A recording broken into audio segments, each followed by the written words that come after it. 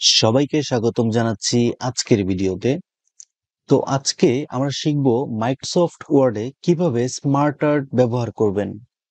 Microsoft ওয়ার্ডে যে কোনো প্রেজেন্টেশন, অফিসিয়াল কিংবা আনঅফিসিয়াল বা আপনার কাজের জন্য আপনি যে প্রফেশনালি মাইক্রোসফট ওয়ার্ড করতে পারেন, কাজ করতে পারেন, এটা দেখানোর জন্য কিংবা আপনি বিশেষ একটা প্রজেক্ট হাতে নিয়েছেন যেখানে আপনার স্পেশাল ভাবে কোনো কিছু উপস্থাপন করা দরকার, সেই সব কাজের জন্য স্মার্ট আর্টের দরকার হতে পারে। তো স্মার্ট আর্টের এ টু জেড আমরা আজকের এই ভিডিওতে জেনে নিব। তো চলুন শুরু করা যাক আজকের ভিডিও।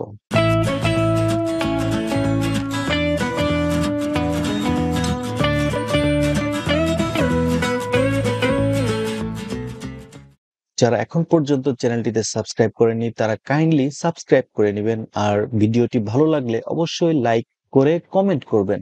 আর কি ধরনের ভিডিও চান এটা জানানোর জন্য কমেন্ট বক্স তো আছেই।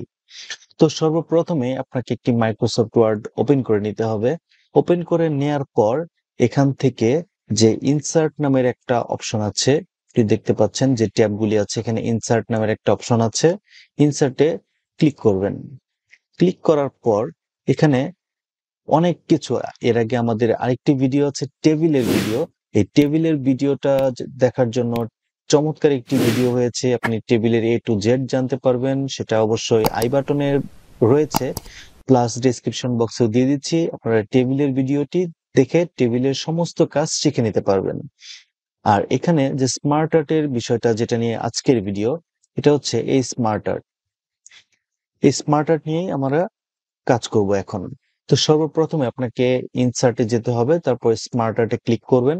ক্লিক করার পর এখানে দেখতে পাচ্ছেন আপনি অনেকগুলি অপশন রয়েছে, লিস্ট, প্রসেস, সাইকেল, আরো অনেকগুলি অপশন রয়েছে। মানে এটা হচ্ছে এক এক ধরনের স্মার্ট আর্ট। তো আমরা যদি এখান থেকে যে কোনো একটা বাছাই করে নিই, ধরেন এটা সাইকেল নিলাম। আচ্ছা, সাইকেলটা নিচ্ছি আমরা। সাইকেলের ভিতরে অনেক ধরনের আছে, যে কোনো একটা নিলাম আমরা। নেয়ার পর ওকে দিয়ে দিলাম। আচ্ছা, এখন এটা এক ধরনের সাইকেল হয়ে গেছে। তো এই সাইকেলটা কিরকম একটা সাইকেল তৈরি করতে হবে, এটা হচ্ছে ধরেন আমরা একটা কিছু লিখবো। হ্যাঁ, একটা কিছু লিখলাম, যে কোনো একটা কিছু লিখলাম। এখানে আসলে অনেক ধরনের সিস্টেম রয়েছে, আপনি ইচ্ছা করলে টেক্সট পেন নিতে পারেন, এখানে টেক্সট পেন না থাকলে টেক্সট পেন নিয়ে এখানেও লিখতে পারেন, কিংবা এখানেও ক্লিক করে লিখতে পারেন। ধরেন আমরা টেক্সট পেনে লিখবো। হ্যাঁ, এটা কি ধরনের, আমরা কি কি লিখবো? লার্ন, যে কোনো কিছু শেখার পর এটা প্র্যাকটিস করতে হয়, তারপরে পরের ধাপে গিয়ে প্রোগ্রেস হয়। আচ্ছা, তার পরের ধাপে গিয়ে আপনি টিচ করবেন, কাউকে শিখাবেন। তারপরের ধাপে গিয়ে বেটার ফিউচার। এরকম করে 5টা ধাপ আপনি লিখে ফেললেন। এখন আপনার মনে হলো যে না, এখানে আসলে আরেকটা ধাপ বেশি করা দরকার। এটা হচ্ছে প্রোগ্রেস করলেন, প্রোগ্রেস করার পর এরপর আরেকটা ধাপ লিখবেন। সেখানে এটা কিন্তু অটোমেটিক চলে এসেছে, আপনারা দেখতে পাচ্ছেন এখানে আরেকটি ধাপ অটোমেটিক চলে এসেছে। আমরা প্রোগ্রেসের পরে আরেকটা ধাপ নিয়েছি, এটা হচ্ছে ইন্সপায়ার। আচ্ছা, তারপর হচ্ছে ইন্সপায়ার, তারপর টিচ, বেটার ফিউচার। বেটার ফিউচারের পরে কি হবে, আমরা এখানে আরেকটা ধাপ অ্যাড করতে চাই, আপনি এখান থেকেও অ্যাড করে এন্টার দিয়েও অ্যাড করতে পারবেন, অথবা অ্যাড শেপ, এখানে কোনায় দেখতে পাচ্ছেন অ্যাড শেপ, এটাও ক্লিক করে আরেকটা ধাপ অ্যাড করতে পারবেন। তো এখান থেকে বেটার ফিউচারের পরে আমরা সুন্দর একটি বিল্ড ফিউচার, বিল্ড নেশন। হ্যাঁ, তো এখানে আমাদের বেশ কয়েকটা ধাপ চলে এসেছে। আমরা টেক্সট পেনকে সরিয়ে নিচ্ছি। এরকম করে আপনি ইচ্ছা করলে এখন যে এই লেখাগুলি লিখেছেন, আপনি ইচ্ছা করলে এই শেপটাকে পরিবর্তন করতে পারবেন। কিরকম? এরকম ধরনের পরিবর্তন, এরকম ধরনের পরিবর্তন, এরকম, এরকম, এরকম। আপনি বিভিন্ন ধরনের শেড আনতে পারবেন ইচ্ছা করলে, অনেক ধরনের আছে। হ্যাঁ, এটা জাস্ট আমি আপনাদেরকে বলবো আপনারা নিজে নিজেই প্র্যাকটিস করেন প্রচুর পরিমাণ। এখান থেকে এইভাবে এইভাবে প্র্যাকটিস করেন। হ্যাঁ, প্রচুর পরিমাণে প্র্যাকটিস করতে হবে। যেটা মনে চায় সেটাই আপনি নেন, যেটা মনে চায় সেটাই নেন, যেটা ইচ্ছা হয় সেই ধরনের ডিজাইনই করেন।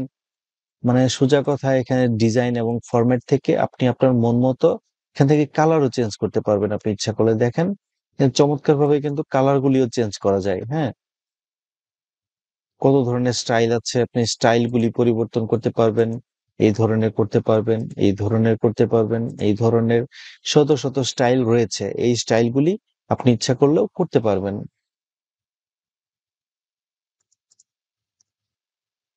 এখান থেকে এখান থেকে দেখেন আপনি অনেক ধরনের স্টাইল আছে, আপনি ইচ্ছা করলে এই স্টাইল গুলি চেঞ্জ করে নিতে পারবেন। হ্যাঁ, আপনার মন মতো। এখান থেকে আপনি আউটলাইন সিলেক্ট করে নিতে পারবেন, কিরকম মোটা আউটলাইন দিতে চান, শেপ ফিল চেঞ্জ করতে পারবেন। আপনার মন মতো যে কোনো একটা কিছু দিলেন, এরকম করে আপনি বিভিন্ন ধরনের কাজ করে নিতে পারবেন। তো এটা হচ্ছে স্মার্ট আর্টের একটা পর্যায়ে, এটা হচ্ছে বেসিক একটা বিষয়। হ্যাঁ, একটু বেসিক বেসিক বিষয়গুলি অলরেডি জেনে গেছেন। তো আমি আপনাদেরকে বলবো, আপনারা অবশ্যই স্মার্ট আর্টের যে যতগুলি অপশন আছে, যে এখান থেকে আপনি এডিট 2D থেকে 2D 3D এখান থেকে করতে পারবেন। স্মার্ট আর্টের যতগুলি অপশন আছে আপনারা সবগুলি ব্যবহার করেন, কোনো কিছু তো আর নষ্ট হবে না। আপনি আপনার মন মতো এক একটা দিয়ে নিন, দিয়ে কাজ করে নিন। তো এটা গেল স্মার্ট আর্টের বেসিক একটা বিষয়। এখন আরেকটা যদি আমরা স্মার্ট আর্ট আনতে চাই, এখান থেকে ইনসার্ট বাটনে যেতে হবে, তারপর হচ্ছে স্মার্ট আর্ট, তারপরে যেতে হবে এখান থেকে আপনি লিস্ট আনলে আনতে পারেন, কিংবা আরেকটা আছে, ওটা আমি আপনাদেরকে দেখাচ্ছি। একটা টেবিলের মতো আছে, একটা প্রসেস আছে, আপনি প্রসেস ইচ্ছা করলে প্রসেসও নিতে পারেন। যে কোনো সাইকেল, এটা আমরা অলরেডি নিয়েছি। তারপরে হিয়ারার্চি আছে, তারপরে রিলেশনস আছে, ম্যাট্রিক্সের মতো আছে, পিরামিডের মতো আছে, আপনি আপনার পছন্দ মতো তো নিতে পারবেন। তারপর হচ্ছে পিকচার। আচ্ছা, পিকচারটা আমরা দেখাই তাহলে।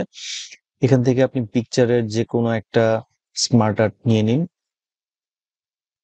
আচ্ছা, এখান থেকে আমরা নিলাম একটা, যে কোনো একটা নিয়ে নিলাম। হ্যাঁ, নিয়ে নেওয়ার পর এখান থেকে আপনি পিকচার কিন্তু সিলেক্ট করতে পারবেন। আচ্ছা, পিকচার একটা নিলাম, এখান থেকে ধরেন এই পিকচার, এখান থেকে আপনি ক্লিক করে ব্রাউজ ফ্রম ফাইল, ফ্রম ফাইলে যাওয়ার পর সেভড পিকচার, এখান থেকে আমরা একটা নিয়ে নিলাম। ধরে নেই এটা আমরা নাম দিব P1। আচ্ছা, এখান থেকে আরেকটা ছবি আমরা নিয়ে আসব, এটা হচ্ছে P2। যেকোনো আপনি কোনো জায়গায় উপস্থাপন করলেন, একটা জায়গা সিলেক্ট করেছেন। হ্যাঁ, আপনার কোম্পানির কাজের জন্য একটা জায়গা সিলেক্ট করেছেন। সিলেক্ট করার পর এই প্রত্যেকটা ছবি আলাদা আলাদা করে আপনি প্রত্যেকটা জায়গার নাম দিয়ে দিলেন। আমি এখানে P1 P2 P3 দিয়ে দিলাম, এখানে আপনি আপনার জায়গার নাম দিতে পারবেন। দেওয়ার পর এটা আপনি আপনার সাবমিট করলেন, যথেষ্ট প্রফেশনালি একটা কাজ হলো। ইচ্ছা করলে এভাবে দিতে পারেন আপনি, ইচ্ছা করলে এভাবে দিতে পারেন, ইচ্ছা করলে এভাবে দিতে পারেন, উপরে ক্যাপশন, তারপরে নিচে ছবি। ইচ্ছা করলে এভাবে দিতে পারেন, ক্যাপশন ছবি সহ নাম। এরকম করে অনেক ধরনের ডিজাইন আছে। ইচ্ছা করলে এভাবে দিতে পারেন, যেখানে যদি ডিটেলস গুলি লেখার বেশি প্রয়োজন পড়ে তাহলে এই ধরনের দিতে পারবেন। ইচ্ছা করলে ছোট করে দিতে পারবেন, ইচ্ছা করলে এই ধরনের দিতে পারবেন, যে স্টাইল আপনার পছন্দ হয় ঠিক সেভাবে দিতে পারবেন। এখানে ছবি ডিটেলস, এখানে মানে এক একটা এক এক ধরনের, আপনি জাস্ট ক্লিক করে আপনার মন মতো করে সাজিয়ে নেবেন। হ্যাঁ, আপনি আপনার মন মতো করে সাজিয়ে নেবেন, মানে যেটা ইচ্ছা হয় সেটাই দিবেন, যেটা ভালো লাগবে সেটাই দিবেন।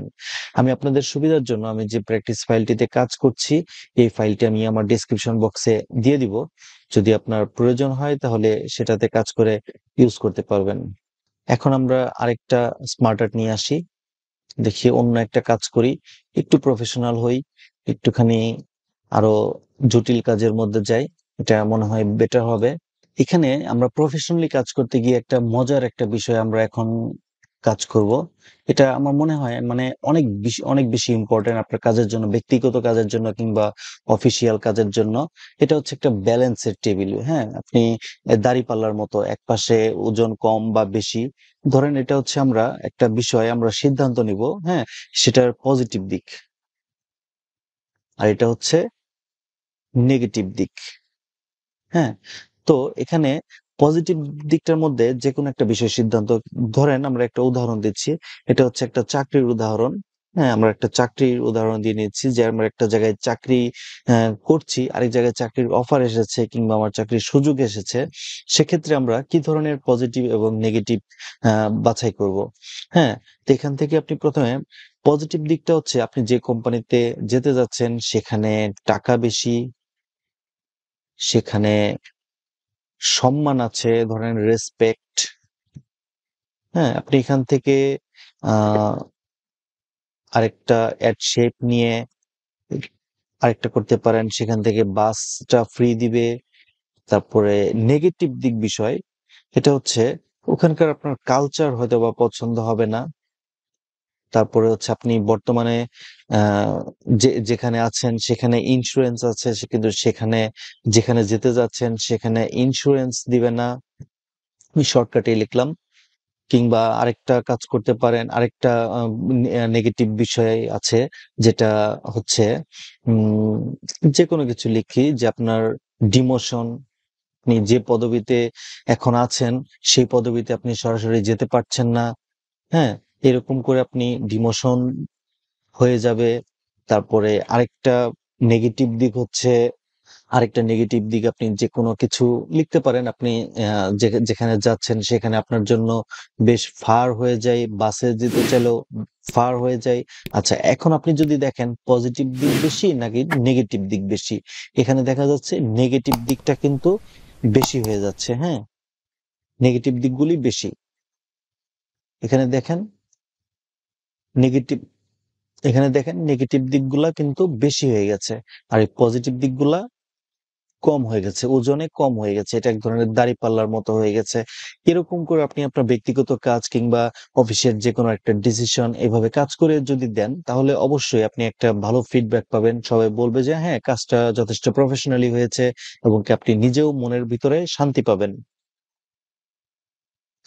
এছাড়াও আমাদের অনেক ধরনের আ এখানে টেবিল রয়েছে, সরি, এখানে অনেক ধরনের স্মার্ট আর্ট রয়েছে। আপনি স্মার্ট আর্ট ইচ্ছা করলে বিভিন্ন ধরনের স্মার্ট আর্ট ব্যবহার করে কাজ করে দিতে পারবেন। যেমন আমি কয়েকটা ইনসার্ট করে দেখিয়ে দিচ্ছি।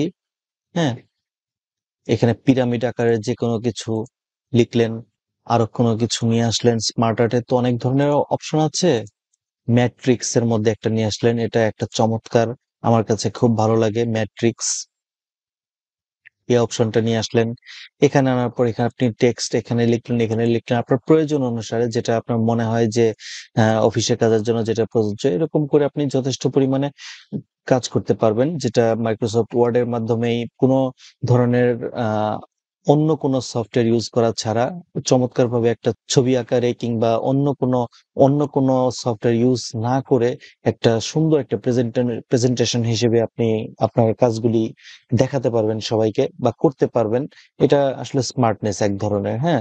তো আশা করি ভিডিওটি আপনাদের অবশ্যই ভালো লেগেছে। যদি ভালো লাগে অবশ্যই লাইক দিবেন আর কমেন্ট করে জানাবেন কি ধরনের ভিডিও চান। চ্যানেলটিতে যারা সাবস্ক্রাইব করেননি কাইন্ডলি একটু সাবস্ক্রাইব করে দিবেন। ধন্যবাদ সবাইকে। আসসালামু আলাইকুম।